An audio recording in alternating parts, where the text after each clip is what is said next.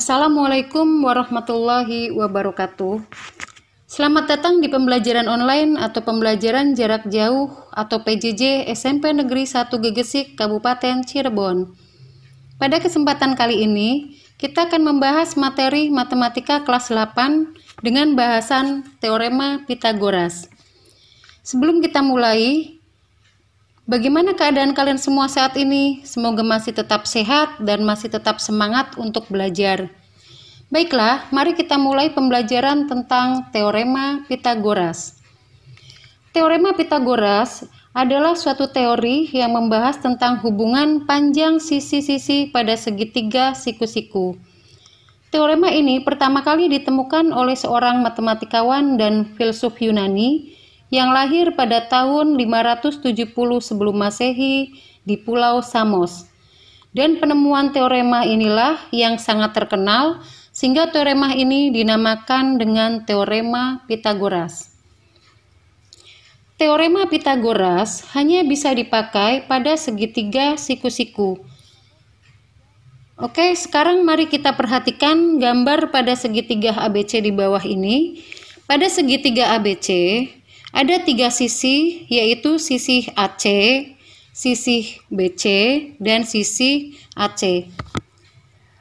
Untuk sisi AC dan sisi BC, untuk selanjutnya dinamakan dengan sisi siku-siku karena membentuk sudut siku-siku.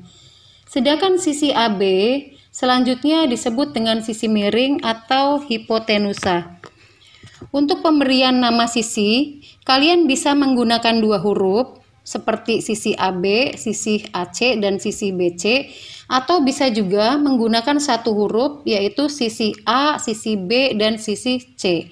Untuk pemberian nama 1 huruf ini didapatkan dari sudut A yang menghadap sisi BC, maka kita bisa menuliskan sisi BC ini sebagai sisi A. Sedangkan sudut B yang menghadap sisi AC, maka sisi AC ini bisa kita namakan juga dengan sisi B. Begitupun juga untuk sudut C yang menghadap sisi AB, bisa kita beri nama dengan sisi C. Sehingga bisa kita simpulkan bahwa sisi AB sama dengan sisi C, sisi BC sama dengan sisi A, dan sisi AC sama dengan sisi B.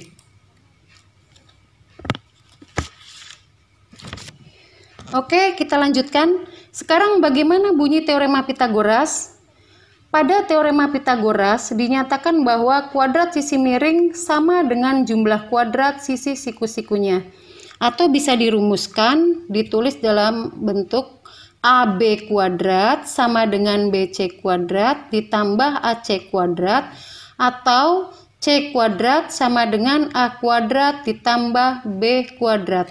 Atau boleh juga dituliskan dalam bentuk akar, yaitu C sama dengan akar dari A kuadrat ditambah B kuadrat. Itu jika yang ditanyakan adalah sisi miringnya. Untuk menentukan sisi siku-siku jika ditanyakan, maka kita bisa menurunkan rumus teorema Pitagoras ini menjadi A kuadrat sama dengan C kuadrat dikurangi B kuadrat, atau A sama dengan akar dari C kuadrat dikurangi B kuadrat. Atau jika yang ditanyakan adalah sisi siku-siku yang satunya lagi, yaitu sisi B, maka rumusnya adalah B kuadrat sama dengan C kuadrat dikurangi A kuadrat, atau B sama dengan akar dari C kuadrat dikurangi A kuadrat. Dan ada yang perlu kalian ingat bahwa sisi miring pada segitiga siku-siku akan selalu lebih panjang dari sisi siku-sikunya. Dan berikutnya yang perlu diingat adalah untuk rumus teorema Pitagoras ini agar mudah kalian ingat-ingat, jika yang ditanyakan itu adalah sisi miring, maka kalian beri tanda tambah pada rumusnya.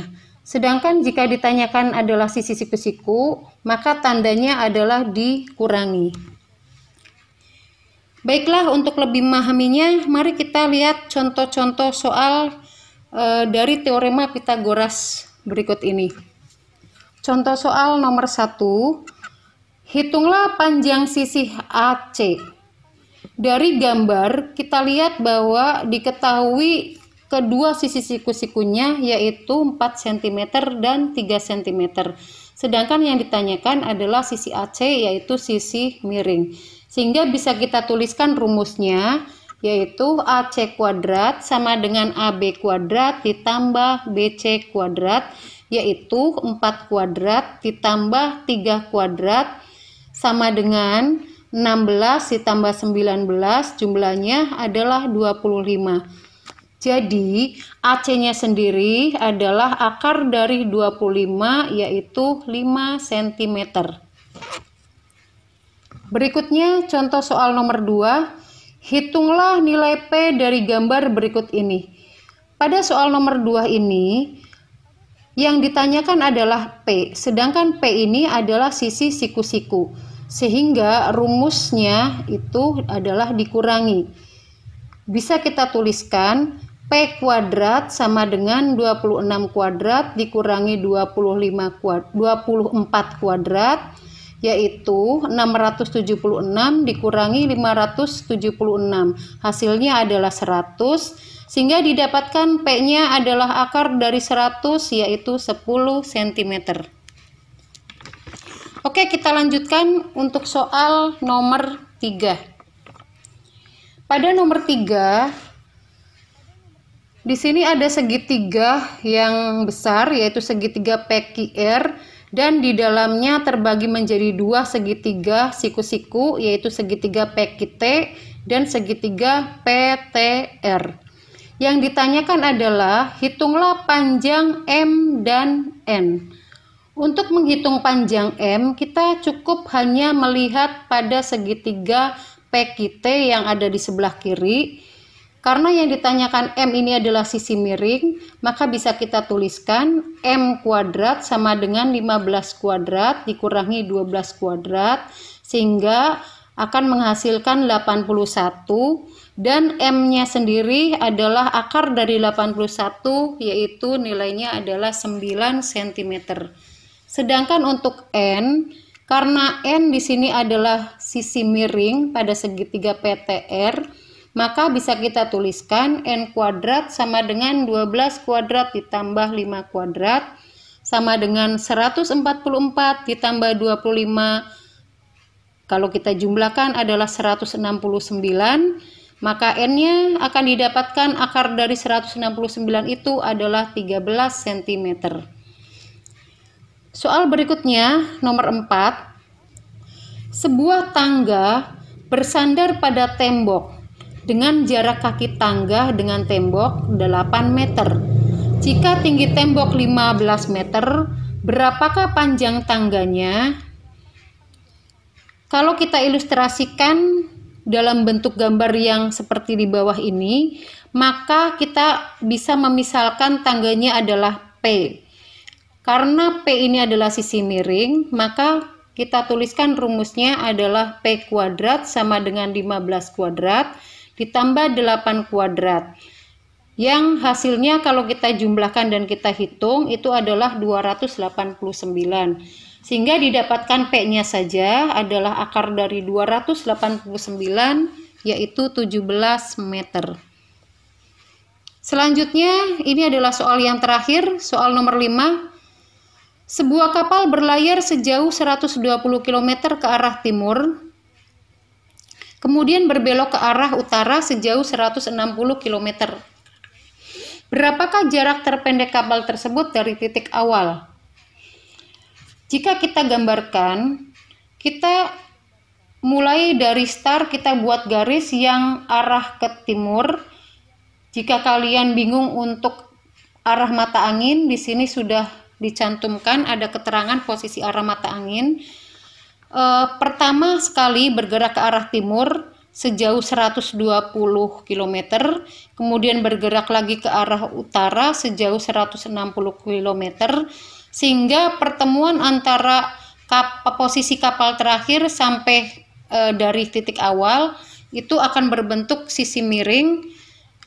Dan kalau kita misalkan ini adalah T, maka bisa kita mencari jarak kapal tersebut dari titik awal itu adalah T kuadrat sama dengan 120 kuadrat ditambah 160 kuadrat sama dengan 120 kuadratnya adalah 14.400, sedangkan 160 kuadratnya adalah 25.600, maka kalau kita jumlahkan menjadi 40.000. Nah, untuk T-nya itu adalah akar dari 40.000 sehingga didapatkan 200. Jadi, jarak terpendek kapal dari titik awalnya adalah 200 km.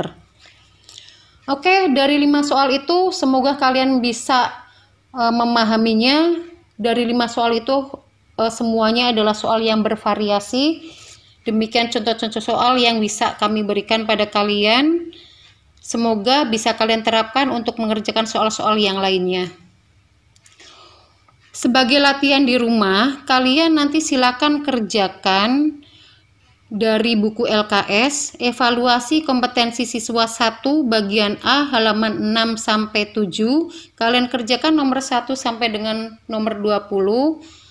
Kalian kumpulkan, nanti pada saat kalian masuk lagi ke sekolah, setelah PSBB ini berakhir, mudah-mudahan semuanya bisa berjalan dengan lancar. Nanti pada tanggal 26 Januari 2021 kalian bisa mengumpulkan tugasnya.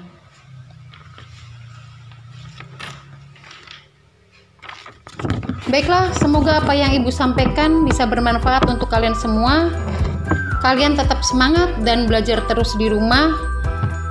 Kurang lebihnya Ibu minta maaf. Barangkali ada banyak kekurangannya. Wabillahi taufik wal hidayah. Wassalamualaikum warahmatullahi wabarakatuh. Tetap semangat, matematika bisa.